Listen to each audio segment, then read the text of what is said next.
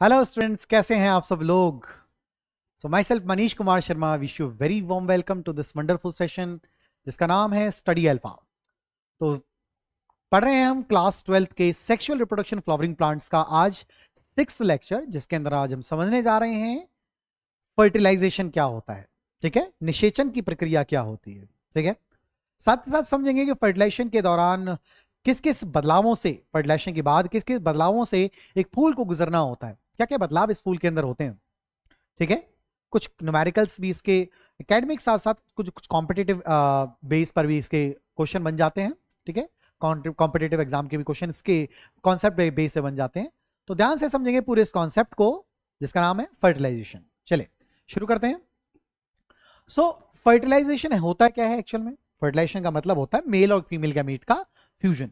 Mail और female gamete के fusion को हम क्या बोलते हैं, फर्टिलाइजेशन बोलते हैं। हालांकि ये कहना अपने आप में एक बोल सकते हैं इनकम्प्लीट टर्म है कि सिर्फ गैमीट का फ्यूजन फर्टिलाइजेशन है। यदि सेक्सुअल रिप्रोडक्शन को हम पढ़ रहे हैं तो होता क्या कि हम सेक्सुअल रिप्रोडक्शन को 3 फेज में डिवाइड करते हैं। Pre fertilization event, fertilization and post fertilization. Fertilization अपने आप में सेक्सुअल रिप्रोडक्शन का वो फेज है जिसमें गैमीट का डेवलपमेंट, गैमीट का ट्रांसफर, ये सभी इन्वॉल्व होता है। ट्रांसफर के बाद अगला फेज होता है सेक्सुअल रिप्रोडक्शन का, गैमीट का फ्यूजन, जिसको हम बोलते हैं फर्टिलाइजेशन। सो एक्चुअल में सेक्सुअल रिप्रोडक्शन का एक फेज होता है पूरा फर्टिलाइजेशन, जिसके अंदर गैमीट का फ्यूजन होता है।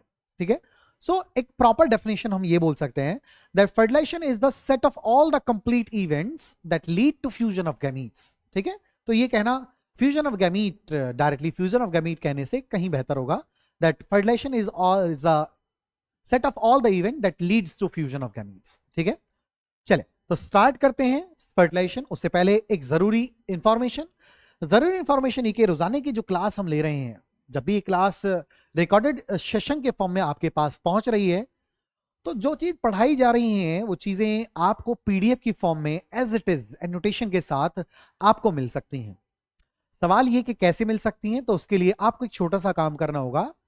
टेलीग्राम पर जाकर के प्ले स्टोर पे जाकर के टेलीग्राम का एक छोटा सा ऐप आपको अपने सेल फोन में इंस्टॉल करना है। इंस्टॉल करने के बाद दिया गया सामने जो लिंक है, आप इस लिंक से हमारे स्टडी अल्फा चैनल को सर्च कर सकते हैं। सर्च करने के बाद आप इसको ज्वाइन कर सकते हैं। ज्वाइन करने के बाद रोजाना के जो लेक्चर्स आपको मिल रहे हैं, इस लेक्चर की पीडीएफ आपको मिल जाती है, सो दैट आपके पास एक डिजिटल फॉर्म में, सॉफ्ट कॉपी के फॉर्म में सारे के सारे नोट्स प्रिजर्व रहें। ठीक है, ताकि आपको भी पता है कि हाफ ईयरली का एग्जाम का समय चल रहा है और इस समय पर एक एक मिनट बहुत ज्यादा क्रूशियल है। पन्नों को पलटना ये अपने ऊपर एबिलिटी, मतलब हम कितना जल्दी पढ़ सकते हैं ये अपने ऊपर डिपेंड करता है। सिंपली यूट्यूब पे जाइए, टेलीग्राम पे उस सेशन को लॉग इन करिए, सेशन को देखिए और 2x की स्पीड से जल्दी सेशन को देख डालिए, हो गया रिवीजन, है ना। लेकिन उसके लिए चाहिए क्या, एक कॉन्शियस इन्वॉल्वमेंट चाहिए ब्रेन का। ठीक है, ये तो जरूर देना पड़ेगा। चले तो इसके लिए क्या करना है, सिंपली टेलीग्राम का ये लिंक हमारा क्या करना है, टेलीग्राम का ये लिंक ज्वाइन करना है आप लोगों को। ठीक है, उसके बाद टेलीग्राम के हमारे चैनल को ज्वाइन कर लेंगे आप लोग। इस लिंक को पेस्ट करेंगे और हमारे चैनल को आप ज्वाइन कर लेंगे। ठीक है, चलिए बिना किसी तरीके स्टार्ट करते हैं आज के कॉन्सेप्ट फर्टिलाइजेशन को। चीजें इंटरेस्टिंग हो ये बहुत जरूरी है कि क्लास 30 मिनट की हो या 30 या 3 घंटे की हो, इन सभी में जरूरी है कि जो हम चीजें देख रहे हैं क्या वाकई में वो अट्रैक्टिव है। और इसी ध्यान को बनाए रखने के लिए आपके लिए जो पीडीएफ बनाई जा रही है अट्रैक्टिव बनाई जा रही है। ठीक है, सो यदि आपको पीडीएफ अट्रैक्टिव लगती हैं, आपको लगता है कि वाकई में पीडीएफ जो है अट्रैक्टिव है, तो टेक्निकल टीम के लिए, टेक्निकल टीम के एफर्ट्स के लिए आप इस सेशन को एक बार लाइक करेंगे। That will be a token of your gratitude. आपके ग्रेटिट्यूड का एक टोकन होगा हमारी टीम के लिए, हमारे सबके लिए, हमारे चैनल के लिए। ठीक है, सो इस टोकन को, ग्रेटिट्यूड का जो टोकन है, इसको देने के लिए आपको करना कुछ नहीं, चैनल को अपने दोस्तों के साथ शेयर करना है, सेशन को लाइक करना है। ठीक है, अपने दोस्तों के साथ शेयर करने के साथ साथ उनसे कहना भी सब्सक्राइब भी कर दें। ठीक है, चले तो स्टार्ट करते हैं। फर्टिलाइजेशन क्या होता है। So fusion of male and female gamete, ये गलती से लिखा गया है अभी, यहां पर लिखा जाना है मेल। ठीक है, तो fusion of male gamete with the female gamete to form a diploid zygote within the embryo sac is called fertilization. ठीक है, एम्ब्रियो सैक के अंदर, ऐसा नहीं कि जो एग है या फीमेल गैमीट है वो कहीं और जा रहा है, फीमेल गैमीट उस जगह पे आ रहा है और दोनों का जाइगोट फ्यूजन होगा, नहीं। फीमेल गैमीट के पास मेल गैमीट को आना है। फीमेल गैमीट किसके अंदर होगा? एम्ब्रियो सैक के अंदर होगा। तो एम्ब्रियो सैक के अंदर मौजूद फीमेल गैमीट के साथ मेल गैमीट का फ्यूजन ही क्या है? फर्टिलाइजेशन है। So, fusion of male gamete with the female gamete to form a diploid zygote within the embryo sac is called fertilization. Angiosperm के अंदर मेल गैमीट कैरी किया जाता है टू द एग। ये मैंने अभी आपको बताया कि ये एग नहीं है जो मेल गैमीट तक आएगा, ये मेल गैमीट है जिसको एग सेल तक जाना पड़ेगा। ठीक है, किसके जरिए जाएगा? पॉलन ट्यूब के जरिए जाएगा। और सिर्फ एंजियोस्पर्म में ही ऐसा होता है कि जो मेल गैमीट है वो एग सेल तक पॉलन ट्यूब के जरिए जाता है। इस फिनोमेना को, इस तरीके की प्रोसेस को, जहां पर मेल गैमीट एक स्पेसिफिक ट्यूब के जरिए डिलीवर किए जाते हैं, ऐसी स्पेसिफिक फिनोमेना को हम साइफोनोगैमी कहते हैं। ठीक है, क्या बोलते हैं इस फिनोमेना को? साइफोनोगैमी। आगे बात करते हैं। इनिशियली जो ग्रोथ है पॉलन ट्यूब की, इनिशियली जो पॉलन ट्यूब की ग्रोथ है, ये पॉलन ट्यूब की वजह से हो जाती है। पॉलन ट्यूब के अंदर न्यूट्रिएंट्स स्टोर होते हैं, पॉलन ग्रेन के अंदर न्यूट्रिएंट्स स्टोर होते हैं। इनिशियली तो पॉलन ट्यूब की ग्रोथ उसकी वजह से हो जाती है, लेकिन बाद में क्योंकि पॉलन ट्यूब को पॉलन ग्रेन से दूर जाना है और पेनिट्रेट करना है deep inside the we can say the through style, और कहां तक पहुंचना है? इसको एम्ब्रियो सैक तक पहुंचना है। सो इसको जो न्यूट्रिएंट्स मिलेंगे वो स्टाइल से मिलेंगे, साथ ही साथ स्टिग्मा से सारे के सारे न्यूट्रिएंट मिलेंगे वहां तक पहुंचने के लिए। ठीक है, सो शुरुआत में इस पॉलन ग्रेन के पास दो न्यूक्लियस होते हैं। शुरुआत में पॉलन ग्रेन के पास दो न्यूक्लियस होते हैं, एक जनरेटिव न्यूक्लियस होता है और एक वेजिटेटिव न्यूक्लियस होता है। वेजिटेटिव न्यूक्लियस ही पॉलन ट्यूब बनाने के लिए जिम्मेदार होता है। ध्यान समझेंगे, वेजिटेटिव न्यूक्लियस ही पॉलन ट्यूब बनाने के लिए जिम्मेदार होता है।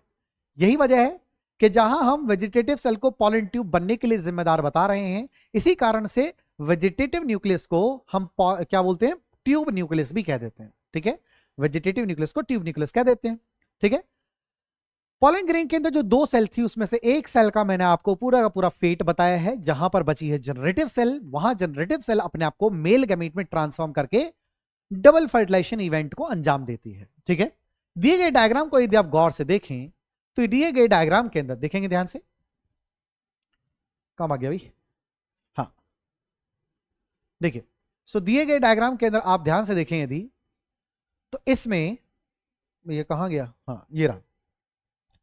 इस डायग्राम को यदि आप ध्यान से देखें तो इसमें स्टिग्मा के ऊपर आपको पॉलन ग्रेन दिखाया गया है। ठीक है, इस पॉलन ग्रेन की पॉलन ट्यूब बनती हुई नीचे की तरफ दिखाई गई है आपको।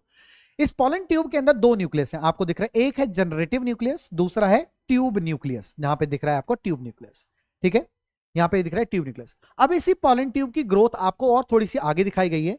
यहां पर ये जो ट्यूब न्यूक्लियस है ये डीजनरेट हो जाता है, ट्यूब न्यूक्लियस डीजनरेट हो जाता है, और जो इसके पास था कौन सा? इसके पास था कौन सा? Generative nucleus. वो अपने आप को डिवाइड कर लेता है स्पर्म न्यूक्लियाई, या फिर बोले मेल गैमीट्स के अंदर ये अपने आप को डेवलप कर लेता है। ठीक है, उम्मीद है कि डायग्राम जब आपके सामने मैक्सिमाइज विजन के अंदर आपको दिखाया जा रहा है तो आपको एक लेबलिंग आपको अच्छी तरीके से समझ में आ गई होगी। ठीक है, उम्मीद है ये क्रिस्टल क्लियर डायग्राम आपको अच्छी तरीके से समझ में आ रहे होंगे।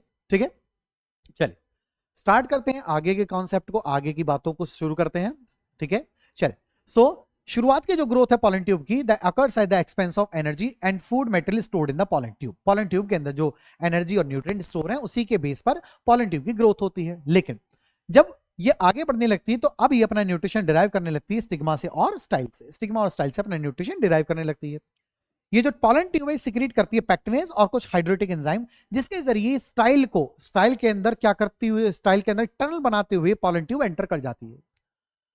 सो अपने आप में ऐसा क्यों, मतलब क्यों करती है ऐसा? तो ऐसा इस वजह से करती है क्योंकि जो एंजियोस्पर्म है उसमें जो डाइकॉट प्लांट हैं, ज्यादातर जो डाइकॉट प्लांट हैं, इन डाइकॉट प्लांट की जो स्टाइल होती है सॉलिड होती है।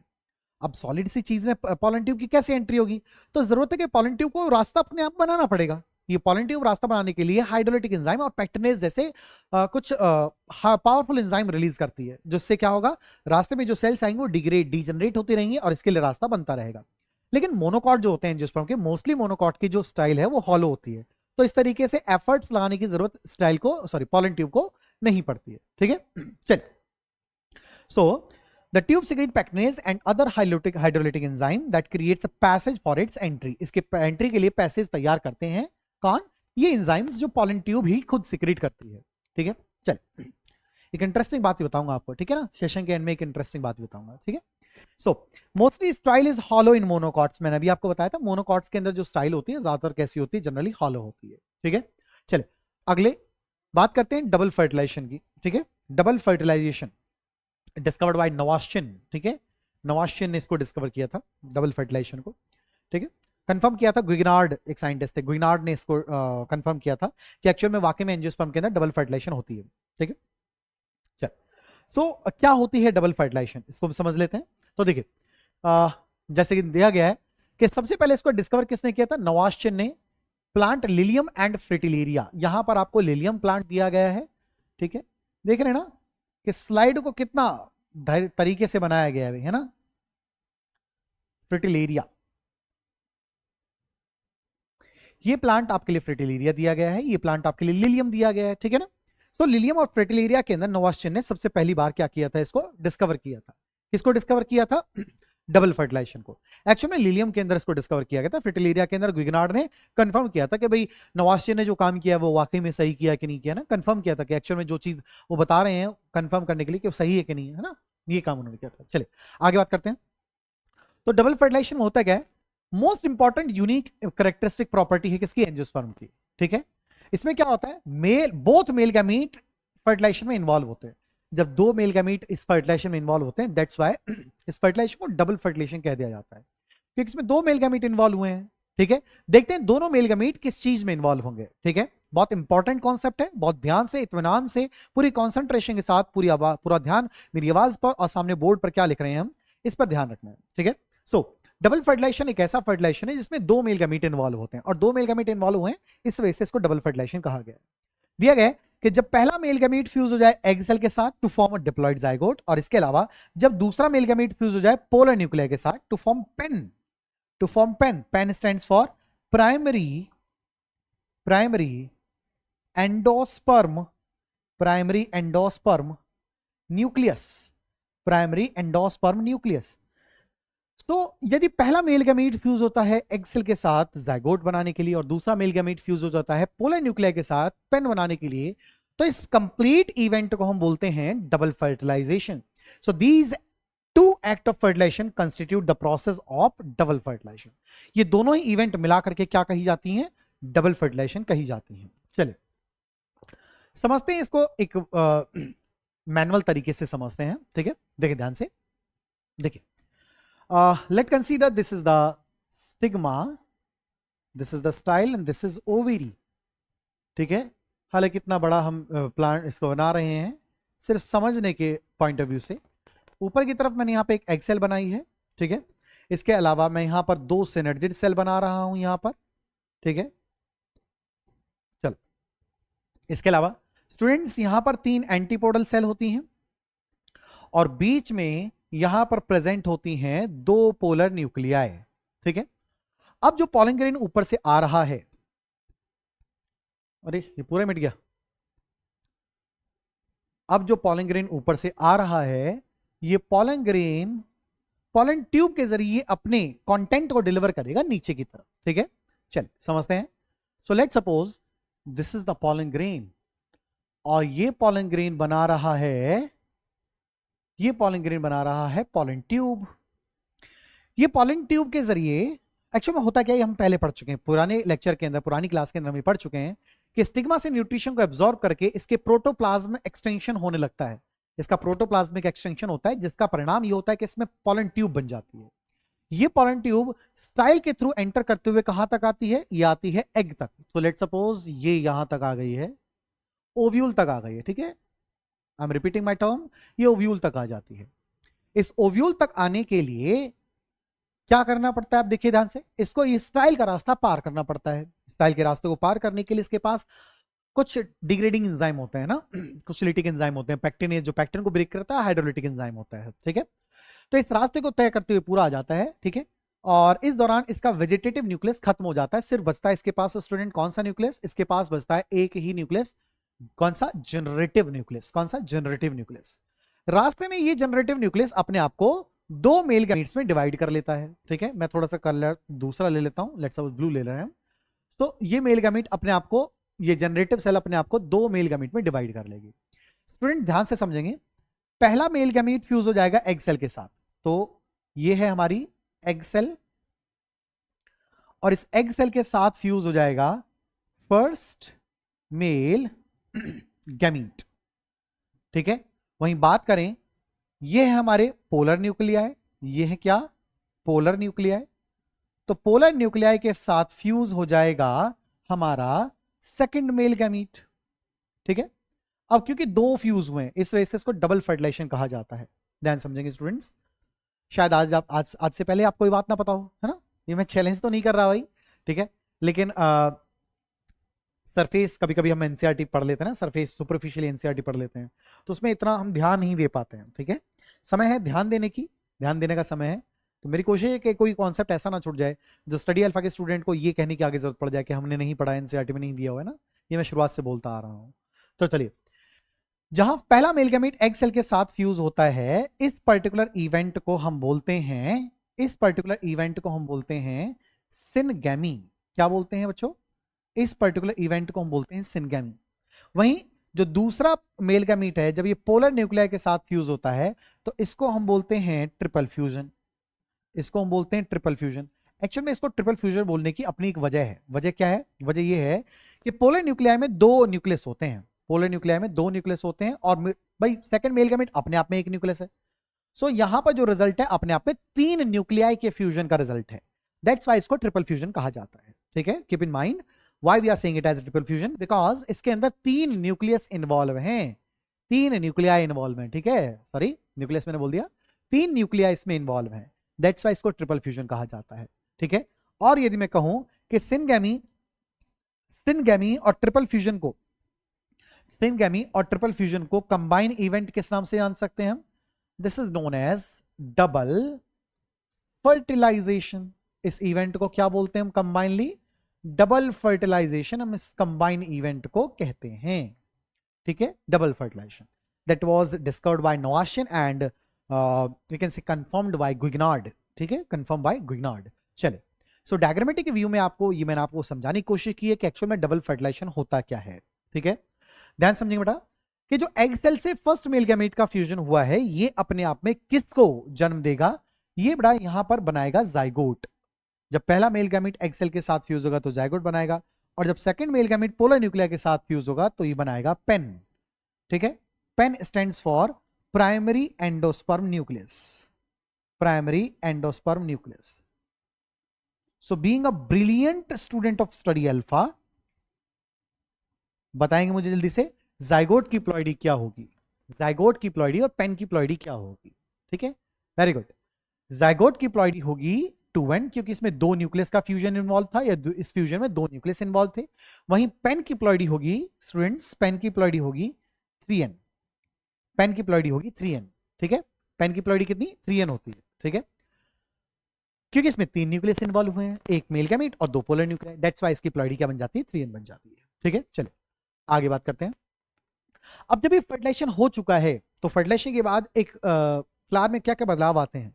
क्योंकि अल्टीमेटली पॉलन ग्रेन चाहे किसी फ्लावर का रहा हो, लेकिन अल्टीमेटली उस पॉलन ग्रेन का यूज हुआ है उस फ्लावर के पास जिसपे ऊपर वो, जिसके स्टिग्मा पे लैंड हुआ है वो। तो अब जिसके स्टिग्मा पर लैंड हुआ है, चाहे वो उसका खुद का फ्लावर रहा हो चाहे वो दूसरा फ्लावर रहा हो, यदि पॉलन ग्रेन एक्सेप्ट हुआ है तो फर्टिलाइजेशन में भी फर्टिलाइजेशन भी हुआ होगा परिणाम स्वरूप। और जब फर्टिलाइजेशन हुआ है तो हम समझ रहे हैं कि क्या क्या इसमें बदलाव आए होंगे, क्या क्या इसमें बदलाव आए होंगे वो हम अगली स्लाइड के अंदर समझ रहे हैं। सो बेटा फर्टिलाइजेशन के बाद जो जाइगोट होता है, फर्टिलाइजेशन के बाद जो जाइगोट होता है ये किस में कन्वर्ट हो जाता है? चल, फर्टिलाइजेशन के बाद ये किस में कन्वर्ट होता है भाई? फर्टिलाइजेशन के बाद जाइगोट कन्वर्ट हो जाता है एम्ब्रियो में। जाइगोट किस में कन्वर्ट होता है स्टूडेंट्स? एम्ब्रियो में।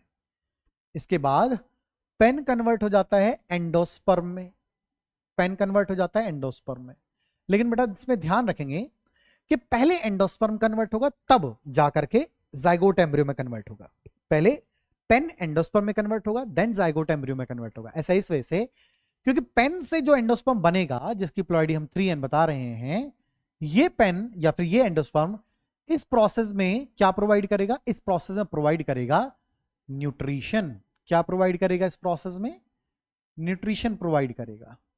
ठीक है, अब जब न्यूट्रिशन प्रोवाइड करने वाला ही नहीं बनेगा पहले, तो एम्ब्रियो कैसे बन सकता है ना? मैं बोल रहा हूं जाइगोट को एम्ब्रियो में कन्वर्ट होने के लिए न्यूट्रिशन की जरूरत है, और वो न्यूट्रिशन एंडोस्पर्म देगा। तो खुद सोचिए लॉजिकली कि पहले एंडोस्पर्म बनना चाहिए या फिर पहले एम्ब्रियो बनना चाहिए? यस एग्जैक्टली, पहले एंडोस्पर्म बनना चाहिए, देन उसके बाद एम्ब्रियो बनेगा। ठीक है, यही वजह होती है कि जैसे फर्टिलाइजेशन होता है जाइगोट डोरमेंट हो जाते हैं। डोरमेंट का मतलब इनएक्टिव हो जाते हैं, even the favourable conditions are present over there. Condition favourable present है फिर भी जाइगोट डोरमेंट रहते हैं। ऐसा इसका कारण होता है क्या कि जाइगोट को एम्ब्रियो में कन्वर्ट होने के लिए जिस न्यूट्रिशन की जरूरत है वो न्यूट्रिशन तो एंडोस्पर्म से मिलेगा। तो जाहिर सी बात है कि अभी जाइगोट एम्ब्रियो में कन्वर्ट नहीं हो पाया है। इस कारण हो सकता है कि अभी सीड के अंदर पेन से एंडोस्पर्म नहीं बन पाया होगा, क्योंकि यदि पेन से एंडोस्पर्म बन गया होता तो अब एंडोस्पर्म न्यूट्रिशन देके जाइगोट को भी एम्ब्रियो में कन्वर्ट करवा देता। ठीक है, लेकिन ऐसा नहीं हुआ है। तो इसी वजह से हम बोलते हैं कि जाइगोट शुरुआत में डोरमेंट रहता है। Sepals and petals generally fall of, ये क्या हो जाते हैं, सूख जाती हैं और फूल से झड़ के गिर जाती हैं। ठीक है, लेकिन कुछ ऐसे भी होते हैं पोस्ट फर्टिलाइजेशन में, मतलब फर्टिलाइजेशन के बाद भी, फ्रूट बन जाने के बाद भी जुड़े होते हैं। जैसे टमाटर में कभी आपने देखा होगा ना, बैंगन में सेपल्स जुड़े रह जाते हैं। ठीक है ना, सो सेपल्स कहीं कहीं भी जुड़े रह जाते हैं, लेकिन generally fall of. Nucellus convert हो जाता है, देखिए हर किसी में नहीं होता, लेकिन न्यूसेलस कन्वर्ट हो जाता है किसमें, पेरिस्पर्म में। जिन सीड के पास न्यूसेलस होता है, या सॉरी पेरिस्पर्म होता है, उनको हम पेरिस्पर्मिक सीड बोल देते हैं। जिनमें नहीं होता नॉन पेरिस्पर्मिक सीड बोल देते हैं। इंटेगुमेंट कन्वर्ट हो जाते हैं स्टूडेंट्स सीड कोट में। ओव्यूल के जो इंटेगुमेंट है वो कन्वर्ट हो जाते हैं सीड कोट में। सीड कोट सीड के पास दो तरीके के होते हैं, आउटर सीड कोट होता है टेस्टा और इनर सीड कोट होता है, इनर सीड कोट होता है, इनर सीड कोट होता है टैगमेन। ठीक है, तो ये आउटर इंटेगुमेंट से बनता है।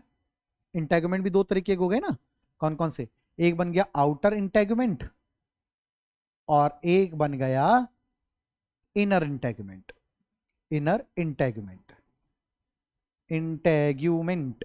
ठीक है, जो टेस्टा होता है डेड सेल्स होती हैं, टैगमेन में लिविंग सेल्स होते हैं, इतना सा अंतर होता है। ठीक है ना, सो इनका भी रोल होता है सीड की डोरमेंसी को इफेक्ट करने में। सीड की डोरमेंसी को इफेक्ट करते हैं ये सीड कोड। ठीक है, चलिए बात करते हैं ओव्यूल की। तो ओव्यूल कन्वर्ट हो जाता है स्टूडेंट्स सीड में और ओवरी कन्वर्ट हो जाती है फ्रूट में।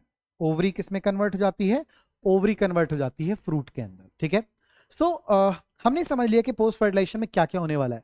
इट मींस कहीं ना कहीं हमने भविष्य की बातें कर ली है कि एक्चुअल में हमें भविष्य में पढ़ना क्या है। हमें भविष्य में पढ़ना है कि ये बदलाव कैसे होते हैं। हमें पढ़ना है अपने सिलेबस के अंदर कि सीड कैसे बनता है, फ्रूट कैसे बनता है, इसके अलावा जाइगोट और पेन कैसे, जाइगोट से जाइगोट का डेवलपमेंट और पेन का डेवलपमेंट कैसे होता है।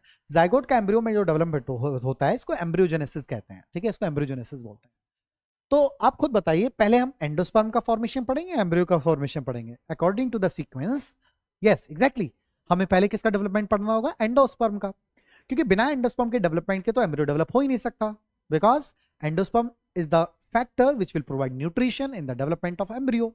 ठीक है, तो ये जरूरी है, ये हमारी जिम्मेदारी बनती है कि पहले हम एंडोस्पर्म का डेवलपमेंट समझेंगे। ठीक है, सो नेक्स्ट क्लास के अंदर हम पढ़ेंगे। ठीक है, लेकिन उससे पहले एक क्वेश्चन देखते हैं हम जो पूछा गया था एक एग्जाम के अंदर। ठीक है, इसी बेस पर। ठीक है, आई एम नॉट श्योर कि पूरी तरीके से एग्जाम के अंदर यही न्यूमेरिकल था, यही नंबर था, लेकिन इसी बेस पे क्वेश्चन बन जाता है। तो क्वेश्चन क्या है, इफ अ हेक्साप्लॉइड, हेक्साप्लॉइड है ये। ठीक है, मैं इसको मिटा देता हूं। Okay, now it's better. If a hexaploid female plant is cross pollinated with octaploid male plant, ध्यान समझेंगे बच्चे, जो फीमेल प्लांट है, जो फीमेल प्लांट है वो हेक्साप्लॉइड है, इट मीन 6n है वो। और जो मेल प्लांट है वो कैसा है, मेल प्लांट ऑक्टाप्लॉइड है, इट मीन 8n है वो। मैंने आपको बताया था गैमीट हमेशा हाफ सेट होता है, गैमीट हमेशा हाफ सेट होता है, ध्यान समझेंगे। अब आपसे पूछा what is the ploidy of PEN and zygote, zygote और पेन की प्लॉइडी क्या होगी। तो आप ये जानते हैं कि पेन के लिए 2 पोलर न्यूक्लियाई होते हैं और एक मेल गैमीट, जबकि जाइगोट के लिए एक एग सेल और एक मेल गैमीट। तो पहले हम समझ लेते हैं कि यहां पर हैप्लॉइड साइड क्या होगा। फीमेल के पास ही होगा, फीमेल के पास ही होगा एग सेल, फीमेल के पास होगा एग सेल जो उसकी अपनी प्योर प्लॉइडी का हाफ होगा। 6n का हाफ क्या होगा स्टूडेंट्स, 3n होगा। Yes exactly correct. और इसी तरीके से 2 polar nuclei, actually polar nuclei 2 होते हैं ना, तो एक पोलर न्यूक्लियाई की कितनी होगी, 3n होगी। तो 2 पोलर न्यूक्लियाई की टोटल कितनी हो जाएगी, तो हम वी कैन से 3n + 3n, कैन वी से, यस एग्री कि पोलर न्यूक्लियाई कितने होंगे, 3n + 3n। वहीं बात करें मेल गैमीट की, तो मेल गैमीट ऑलवेज इसका हाफ दैट इज 4n ही होगा। क्या होगा बेटा, मेल गैमीट जो होगा वो हमेशा क्या होगा, 4n ही होगा। चलिए अब हम जानते हैं दैट एग सेल और मेल गैमीट का जो फ्यूजन होता है that form zygote. So ploidy will be 3n + 4n। तो प्लॉइडी कितनी होगी बेटा, इसकी प्लॉइडी होगी, जाइगोट की प्लॉइडी होगी 7n, ठीक है। वहीं पोलर न्यूक्लिया का फ्यूजन होता है मेल गैमेट के साथ, तो बनता है पेन। तो पेन की प्लॉइडी क्या होगी, 3n plus 3n 6n plus 4n 10, तो कितनी हो गई 10n। ये होगी किसकी प्लॉइडी बेटा, ये होगी पेन की प्लॉइडी, ठीक है। उम्मीद करता हूं ये सवाल बहुत अच्छी तरीके से आपको समझ में आया होगा, है ना। क्या करना है सिर्फ बेटा, हमें ये पता है कि पोलर न्यूक्लिया बनाने के लिए मेल का क्या कंट्रीब्यूशन होता है, फीमेल का क्या कंट्रीब्यूशन होता है। फीमेल के 2 पोलर न्यूक्लिया होते हैं जो कि गैमेटिक कॉन्फ़िगरेशन के होते हैं, गैमेटिक क्रोमोसोमल पैटर्न होता है इसके पास। एक्सेल के पास भी, अब गैमेट में क्या, जो भी प्लांट के पास है उसका हाफ, तो 6n का half 3n 3n। Polar nuclei 2 होते हैं, 3n 3n 2 का बार कर लिखेंगे, लेकिन मेल गैमेट फीमेल गैमेट एक ही होता है, दैट्स व्हाई 3n। अब पहला मेल गैमेट, इसमें 2 मेल गैमेट होते हैं, दोनों की प्लॉइडी 4n होती है। एक ही मेल गैमेट फ्यूज नहीं होगा बेटा, इसमें 2 मेल गैमेट होते हैं लेकिन दोनों की प्लॉइडी 4n होती है, दैट्स व्हाई हमने ऐसा लिखा है। सो 4n 3n 7n जाइगोट की, 4n plus 6n becomes 10n pen. सो 10n होती है पेन की और 7n होती है जाइगोट की, ठीक है। उम्मीद करता हूं ये कॉन्सेप्ट आपको अच्छी तरीके से समझ में आया कि किस तरीके से हमें इस तरीके का कैलकुलेशन करना होगा, ठीक है। होमवर्क में आपके लिए सवाल है, ठीक है, जो कि आपको टेलीग्राम के हमारा जो लिंक है ना उसको फॉलो करना है, टेलीग्राम के चैनल को फॉलो करना है, उसके ऊपर ये होमवर्क अपलोड करना है आपको, ठीक है, सो दैट आपकी कंटिन्यूटी बनी रहे, ठीक है ना। कंटिन्यूटी के साथ साथ आपकी एक अपने आप बोल सकते हैं एक अट्रैक्शन हो जाएगा अपने आप ग्रुप के साथ, ठीक है। आप रोजाना होमवर्क भेजेंगे, ठीक है। इसके साथ तो होमवर्क आपको दिया गया क्या, that why do you think the zygote is dormant for the some time in fertilised ovule. ये बेटा सीधा सवाल उठाया गया है आपकी एनसीईआरटी से, ठीक है। तो इसके इंपॉर्टेंट होने की वजह अब आप समझ चुके हैं कि एनसीईआरटी का उठाया गया एक सवाल है। उम्मीद करता हूं कि आज के कॉन्सेप्ट के अंदर फर्टिलाइजेशन आप अच्छी तरीके से समझ पाए। भविष्य के अंदर पढ़ने वाले आगे आने वाले कॉन्सेप्ट के अंदर, आगे आने वाले लेक्चर के अंदर, आगे आने वाली क्लास के अंदर हम समझेंगे किस तरीके से एंडोस्पर्म का फॉर्मेशन होता है, ठीक है। सो एंडोस्पर्म के फॉर्मेशन के बाद समझेंगे एम्ब्रियो का फॉर्मेशन कैसे होता है, then fruit, then seed, and last concept of this chapter was will be apomixis, ठीक है। एपोमिक्सिस अपोलो एम्ब्रियोनियम में पढ़ेंगे, ठीक है। सो बने रहेंगे हमारे साथ। सेशन यदि आपको पसंद आया है तो सेशन को अपने दोस्तों के साथ शेयर करेंगे, ठीक है। सेशन को लाइक करेंगे, चैनल को सब्सक्राइब करेंगे और बेल आइकन को हिट करेंगे, सो दैट जो भी ताजा अपडेट हमारे चैनल से रिलेटेड होती है वो आपको टाइम टू टाइम मिल पाए, ठीक है। जानकारी के लिए बता दूं कि हमारे चैनल पर दिल्ली पुलिस का जो बैच भी चला हुआ है, दैट्स प्रारंभ बैच, ठीक है। सो प्रारंभ बैच के अंदर आप अपने ऐसे दोस्तों को भी इस सेशन को शेयर कर सकते हैं, इस चैनल को शेयर कर सकते हैं जो आने वाली दिल्ली पुलिस की भर्ती को भी के अंदर अपनी लक आजमाना चाह रहे हैं, ठीक है। हाँ, लक के साथ साथ मेहनत भी करना चाहते हैं, तो मेहनत यदि करना चाहते हैं तो स्टडी अल्फा के चैनल को सब्सक्राइब करेंगे। फ्री ऑफ कॉस्ट क्लासेस मिल रही हैं, ठीक है, सभी सब्जेक्ट की क्लासेस मिल रही हैं, ठीक है। रोजाना लाइव क्लासेस होती हैं इसके लिए, तो अपने दोस्तों के साथ इस सेशन को आप शेयर करें, ठीक है। Till then, thank you all.